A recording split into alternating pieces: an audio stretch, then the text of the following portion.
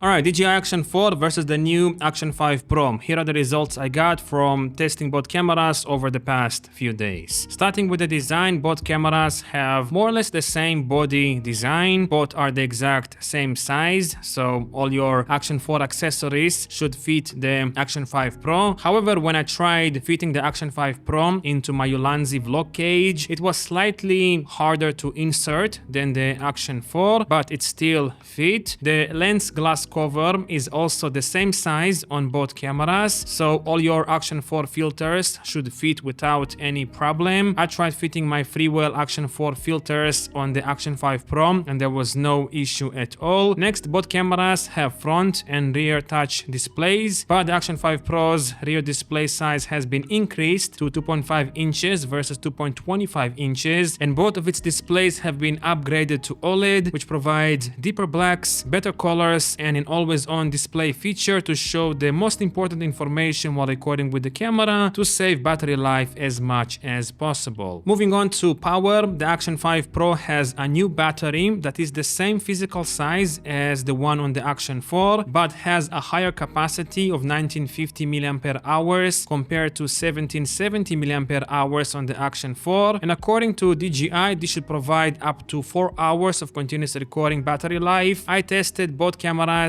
side by side under the exact same conditions and recording settings, and I got 200 minutes of continuous recording with the Action 5 Pro compared to only 115 minutes with the Action 4. This is not exactly 4 hours, but I still think it is very impressive considering the physical size of the battery remains the same. Moving on, the Action 5 Pro also turns on much quicker than the Action 4. Another cool update that the Action 5 Pro got is the internal 47GB storage, allowing you to record videos even if you don't have an SD card. 47GB is definitely not that much, but it should be more than enough for most people for a day of shooting. And according to my tests, the transfer speeds when transferring files to a computer with a fast USB-C cable are very quick. I compared it to my SanDisk Extreme Pro micro SD card and it was just as fast, if not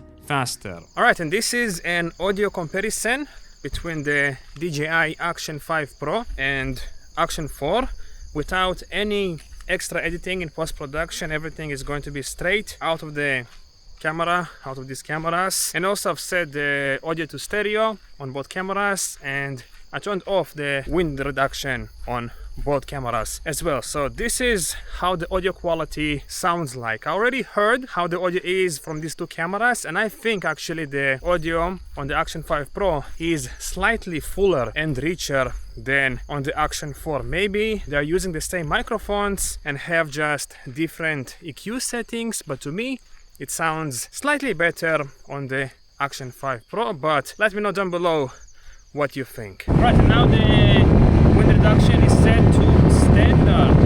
Does it make any difference?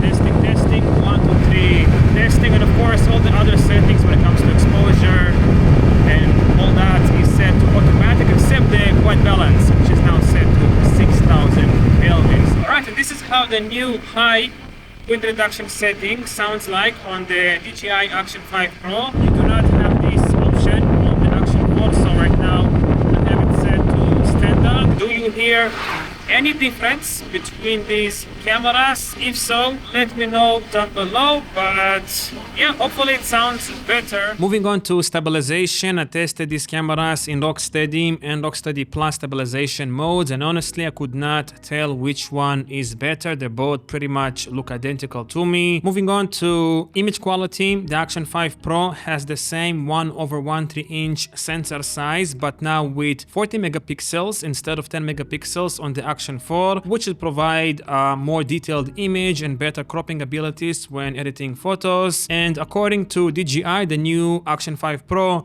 should deliver 13.5 stops of dynamic range, which is a pretty bold statement for an action camera. To see if it's true, I ran some comparison tests by pushing the exposure to the right as much as possible using the histogram in the DJI Mimo app on both cameras, and honestly I couldn't notice a significant difference in dynamic range between the Action 4 and 5 Pro. The Action 5 Pro may have been again, slightly better, but the difference is negligible and barely noticeable in my opinion. Maybe I was doing something wrong, as I did notice that the Action 5 Pro exposes much better when using automatic exposure. However, when doing everything manually by exposing to the right as much as possible with the histogram inside the DJI Mimo app, I couldn't notice a significant difference in terms of dynamic range between the Action 4 and the Action 5 Pro. Now, one thing that really disappointed me about the Action 5 Pro when I first reviewed the clips I shot with it was how soft and mushy the footage looked. I've seen some other people online complain about it, and most suggested that it's because the Action 5 Pro shoots at a lower bitrate than the Action 4, which is a shitty move, by the way, DJI. Why did you decrease the maximum bitrate on the Action 5 Pro? I don't really understand. You should upgrade the video specs, or at least keep them at the same level as before, not downgrade them. But regardless, after comparing these cameras side by side over the last few days in different scenarios with various settings, I definitely noticed significant differences between them, especially when playing around with the texture, sharpness and noise reduction settings. The lower bitrate might be a significant issue when it comes to image quality, I'm not really sure, but what I can definitely tell you is that from my tests, it seems like the noise reduction is slightly more aggressive on the Action 5 Pro than on the Action 4. For example, take a look at these shots side by side. Both cameras are set to the default preset in the image adjustment menu, and as you can see, the Action 5 Pro looks significantly softer than the Action 4. However, when both are set to -1 texture / sharpness and -1 noise reduction, they look almost identical. In fact, I think the Action 5 Pro looks slightly more detailed.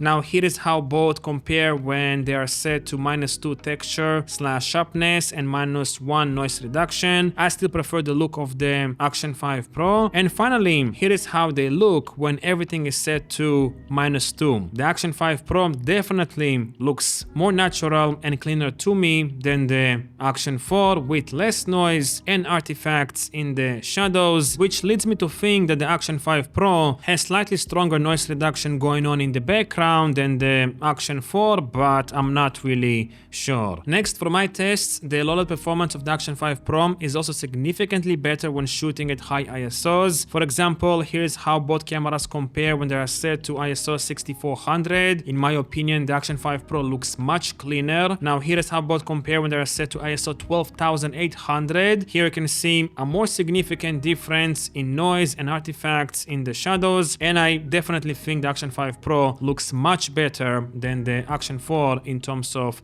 OLED performance. Honestly, the Action 5 Pro really surprised me when it comes to OLED shooting. I didn't expect such a significant improvement, but I'm more than happy that it's here. Regardless, overall, the Action 5 Pro is a nice upgrade over the Action 4. You get new OLED displays, a bigger rear display that makes it easier to compose and expose shots, better battery life, internal storage for backup, improved built-in microphone performance with enhanced wind reduction settings, better OLED performance, and other new features like tracking and super night mode. The main complaint I have about the Action 5 Pro is that it shoots at a lower bitrate than the Action 4, but I think DJI is going to cave in soon enough and release a firmware upgrade to fix this issue. And also, I don't like how harsh the noise reduction is on the Action 5 Pro, as I showed you in this video, but at least you can dial it down if you want to, which is exactly what I'm going to do. From now on, I'm only going to use -2 noise reduction on this camera because I think it's a bit too harsh and definitely stronger than the noise reduction on the Action 4. Regardless, if you want me to share with you some clips from the Action 5 Pro, you can send me an email and ask me exactly what you want, low-light clips, daylight clips, and so on, and I'll try to send them to you as fast as possible. And of course, if you have any questions, comments, and whatnot, let me know down below, and I guess I'll see you again soon. Thanks for watching.